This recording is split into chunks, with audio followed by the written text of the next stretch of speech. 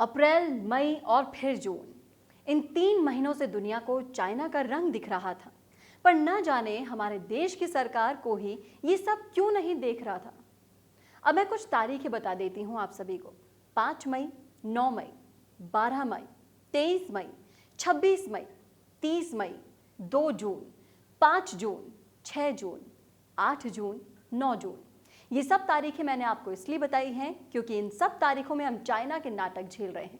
कभी टेंट लगाना, कभी सैनिक बेस बनाना, और हद तो तब हो गई जब गलवान घाटी में चीनी सैनिक हमारी सीमा में घुस आए और भारतीय सैनिक जब वहां पेट्रोलिंग करने पहुंचे तो चीनी सैनिक उन्हें रोकने लग गए और इसी बात पर झड़प भी हो गई। चीनी सैनिकों के साथ भारतीय सैनिकों की झड़प की ये कोई पहली बात नहीं है। अक्सर ये झड़प होती रहती है और इस झड़प का सबसे बड़ा कारण है LAC, line of actual control. यहाँ दोनों देशों के बीच कोई तारबंदी नहीं है, तो अक्सर चीनी सैनिक भारत की सीमा में घुसकर यहाँ अतिक्रमण करना चाहते हैं। हम सभी ये जानते हैं कि किसी भी देश की सेना बगैर देश के आदेश के बिना ये कदम कभी नहीं उठा सकती। मेरा मतलब है कि इन चीनी सैनिकों को ऊपर से आदेश मिलते हैं, तभी तो ये ऐसी हरकत करते हैं। अरे भाई, तारबंदी तो हमारे यहाँ भी नहीं है। हम तो नहीं गए कभी चाइना की तरफ। हमने तो नहीं कहा कि चाइना हमारा है। चाइना की इस हरकत से साबित होता है कि वो अब विश्व विजेता बनना चाहता है।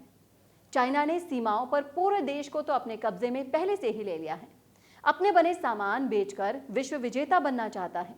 अब दूसरों की बात क्या करें, हमारी ही ले लो। आप मानो या ना मानो, पर यह बात हमारे दिल और दिमाग में बैठा दी गई है कि चाइना का सामान सस्ता आता है और अपना महंगा। आप सोच भी नहीं सकते कि आपके ये पैसे सीधे जाते हैं चाइना के पास और इन्हीं पैसों से ये हमको ही आंख दिखाते हैं। और ऐसा ही कुछ हुआ लद्दाख के गलवान घाटी में, जहां हर बार की तरह चीनी और भारतीय सैनिक आपस में भिड़ गए। सैनिकों में हुई आपसी हाथापाई में चीन ने हमारे कुल 20 सैनिक की हत्या कर दी। इन 20 सैनिकों में थे कर्नल बी संतोष बाबू। संतोष 16 बिहार रेजिमेंट के कमांडिंग अफसर थे। कर्नल बी संतोष बाबू नालगोंडा जिले के सूर्यपेट के रहने वाले थे। संतोष के घर में उनकी माँ, बीवी और 2 बच्चे हैं, जिनमें एक लड़की और एक लड़का है। संतोष की मां बताती हैं कि उन्हें कर्नल संतोष के शहीद होने की खबर दिन में ही मिल गई थी, पर उनकी बहू यानी संतोष की बीवी को ये खबर सुबह ही मिल गई थी। शहीद कर्नल संतोष की मां मंजुला ने कहा कि मुझे अपने बेटे पर गर्व है, जिसने मातृभूमि के लिए बलिदान दिया, लेकिन एक मां के रूप में मैं आज दुखी हूं। उन्होंने आगे कहा कि वो मेरा इकलौता बेटा था। अपने एक बेटे को देश पर कुर्बान करके ऐसा बयान सिर्फ एक फौजी की मां ही दे सकती है। न जाने भगवान ने जब एक फौजी को बनाया तो उससे पहले उसकी मां को एक मजबूत दिल दिया, ताकि वो अपने लाल को देश की रक्षा करने के लिए देश की सीमा पर भेज सके। शहीद कर्नल संतोष बाबू के साथ उस दिन झारखंड के साहेबगंज जिले के दिहारी गांव के 26 साल के शहीद कुंदन ओझा भी शहीद हुए थे। कुंदन सिर्फ 26 साल के थे और इतनी छोटी उम्र में वो देश के लिए कुर्बान हो गए। सबसे दुखद बात तो ये है कि शहीद कुंदन ओझा अपने शहीद होने से केवल 17 दिन पहले ही पिता बने थे और वो अपनी बेटी का चेहरा तक नहीं देख पाए। जरूरी नहीं कि अब सरकार ही इस मुद्दे पर कुछ फैसला करे।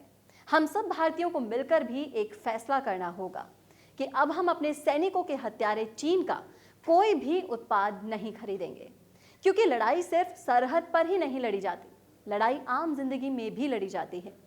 सिर्फ गोली से ही फौजी शहीद नहीं होते, कभी कभी बटवे से भी हो जाते हैं साहब।